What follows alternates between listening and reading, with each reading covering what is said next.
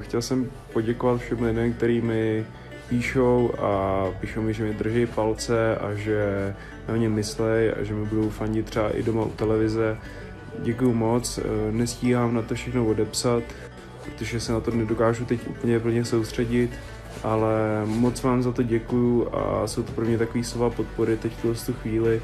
A věřím, že dokážu porazit tohohle soupeře a že s ním udělám hezký zápas, to určitě. Takže koukejte se na to a držte mi palce, no. I to je asi všechno, takže díky moc a mějte se hezky. Ahoj. Tak jsem právě dorazil na Floru do Nutrendu, abych si nabral věci po zítřejším vážení. Dneska už schazovačka, takže to musíme zítra po vážení pořádně doplnit. Vyžerou první na Floře v Nutrendu.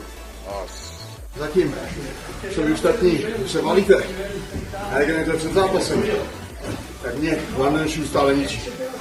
Když jsem byl v těžkým MMA sparingu ve středu, můj poslední sparing, jsem naplno připraven.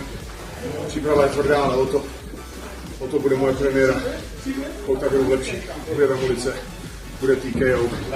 Teďka už udělal váhu, bude dneska relax. Tak, poslední 3 kila a máme hotovo. To už jsou 2 odplivnutí, 1 horká vana a jsem ready. V sobotu v Ostravě, vy budou žrát první. Sliediči sliedia, špehujú.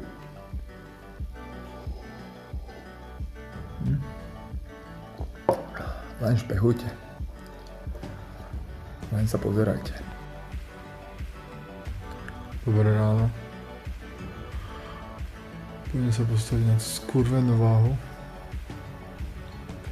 Že koľko? Mám ešte dole. Kurva. Piče. Dúfam, že mi bude fadiť, keď to nespravím. Už zas píšu, že to nedám. Nielen píšu, ale či sa potom ospravedlňujú, keď to dám. Ale tí, ktorí veríte, páste. Ďakujem. Jedeme bomby. Už by sme mohli mať aj pováhe odvážené a navážené. To ma to prestáva baviť. Povím, jak je. Úprimne a otvorene. Teraz som vyšiel z vane a asi 60 správ. Pome pirát, to dáš, ideš, makaj. Ne ja, ale vy to dáte. Pome.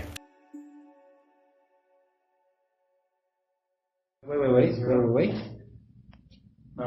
Now.